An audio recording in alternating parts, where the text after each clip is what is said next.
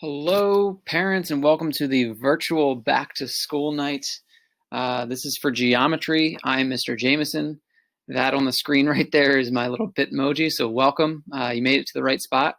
I've got periods 3 and periods 4 geometry, and this presentation is just to give you a little bit of an overview. At the end, I've got my email and a remind messenger if you've got further questions or if I didn't cover something.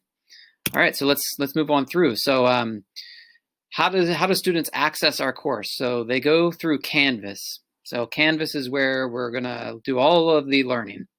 So students can go to pps.net/student to find a Canvas link. It looks like what I have on the screen there. Obviously, you can't click on this video very easily, but you can just tell them to go there. There's a link for Canvas, and they can log in. Most of my students have already done that. So that's where they're going to go every day to log in, every single day, Monday through Friday. So what does it look like? When students log in to Canvas, I've restricted the view, so it's kind of simplified. Over here on the left, we've got a home, and then there's a modules thing. So on the home page, it's got another Bitmoji of me, and it's got a link for a Zoom call for that day. And that's where they click the Zoom call to just join on those those synchronous days, those full class meetings. The modules, though, is where all the content is.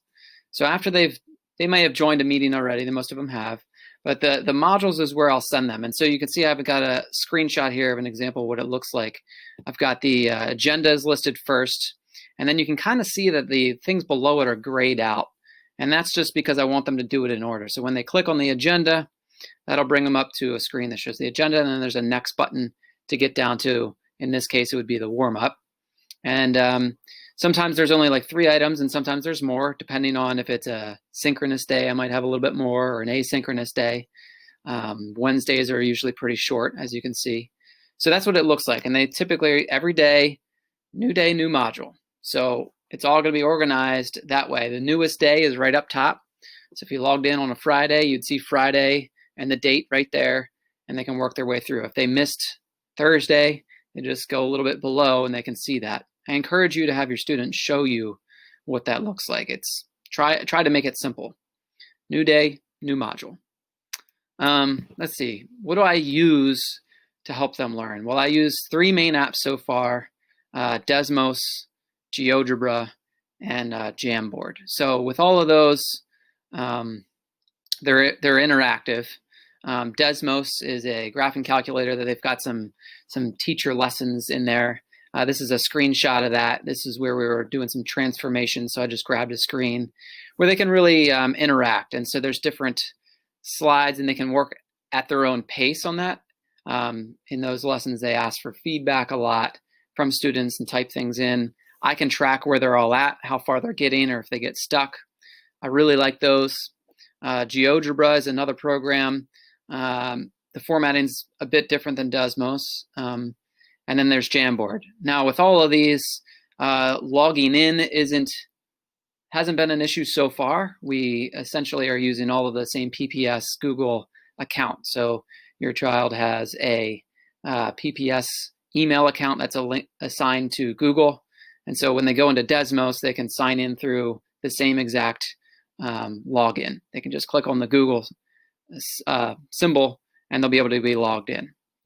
So far, it's been working really well. Students seem to like it. There's some pretty decent activities in there.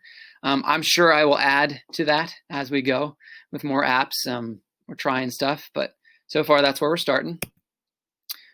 Here's an action item that I've gotten most students to do, and some of you have already done, is join in Remind. Remind is a little messenger app. I can send out announcements to all students, parents for this class. And so basically you would just text that message at B7A9AB to that phone number.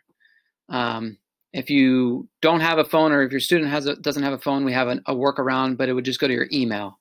So we can do that too. You can let me know if that's the case. I'll leave that up on the screen for a second. You might be scrambling to do it, or maybe you need to pause the video. All right, so the next item, how do I check my students' grades? Where do the grades go? There is a grading option in Canvas. I'm not going to use that. I have that hidden right now, so you shouldn't even be able to see it. But student grades are always going to be in Synergy. The things that matter are going to go in Synergy grade-wise. So parent view, I kind of looked for a better URL to type in. I apologize for the length of that, but there's a parent view, student view link. Some of you have already got it.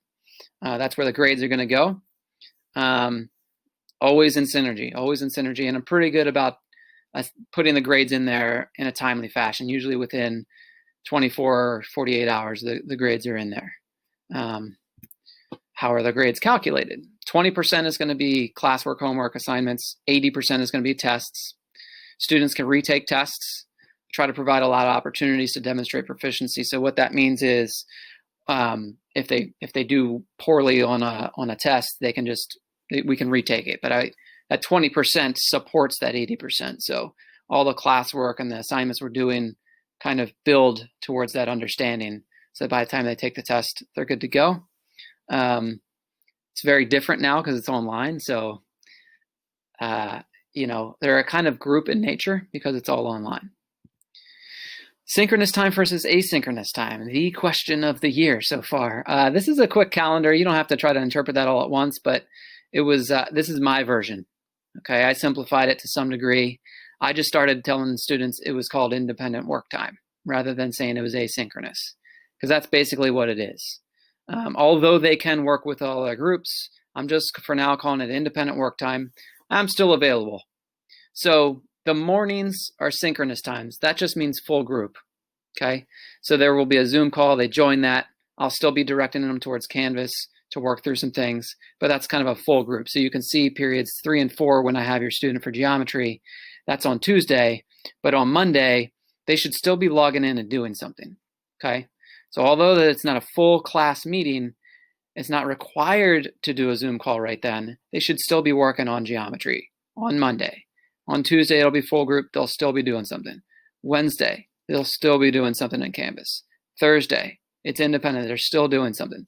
Friday, they're still doing something. So I try not to make it as difficult on those times that it's asynchronous. And again, that would be for your students, Monday, Wednesday, Thursday. Very confusing. This schedule is posted on Canvas for the student. It's underneath the home page. So to that end, attendance is taken every day. So on an asynchronous day, like on Monday, how do they get counted for attendance? Turn something in. Turn anything in Canvas on Monday, you get counted. Or you could join that Zoom call, or you could communicate with me in some way. So if you break it out into subgroups, it would be like 5 different things you can do. But basically, they need to be doing something each day for each class.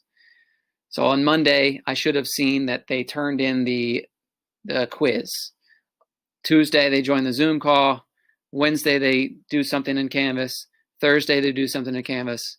Friday, they join the Zoom call, right?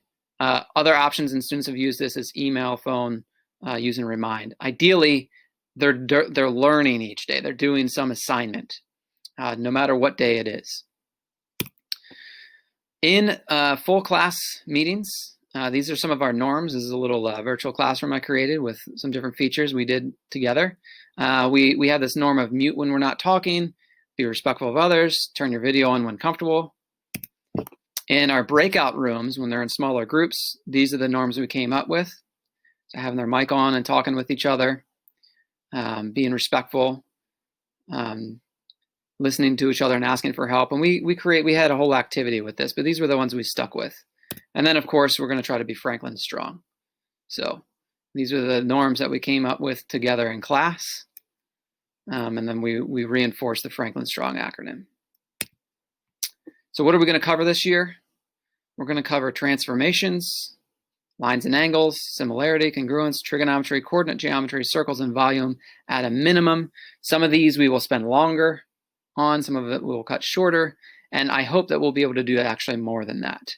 But at a minimum, we're going to cover those topics. That will prepare them enough for moving on in math. Trigonometry is probably the most helpful, as well as the lines and angles unit.